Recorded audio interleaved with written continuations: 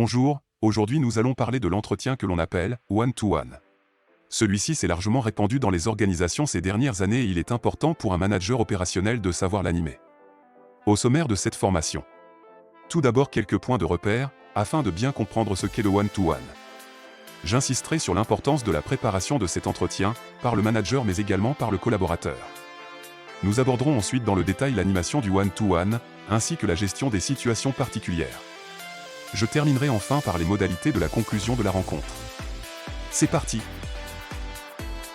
Le one-to-one réunit N et N- idéalement en présentiel ou en distanciel. Selon les entreprises et les métiers, sa fréquence est hebdomadaire ou bimensuelle.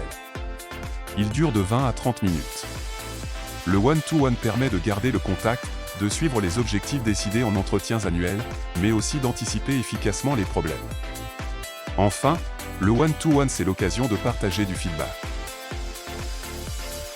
Voici un ordre du jour indicatif. Commencez par passer en revue la situation des objectifs et les événements significatifs de la période. Envisagez ensuite les actions à mettre en œuvre si nécessaire et décidez s'il convient de mettre à jour les objectifs. Terminez en interviewant votre collaborateur sur sa qualité de vie au travail. Sur le plan organisationnel, simplifiez-vous la vie, planifiez vos one-to-one sur l'année.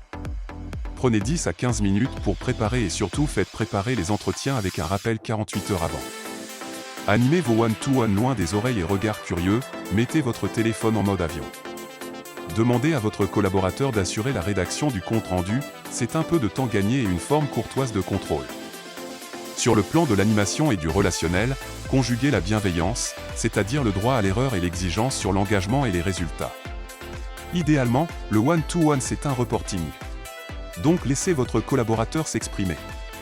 Privilégiez les faits et les chiffres et exigez-les de votre collaborateur.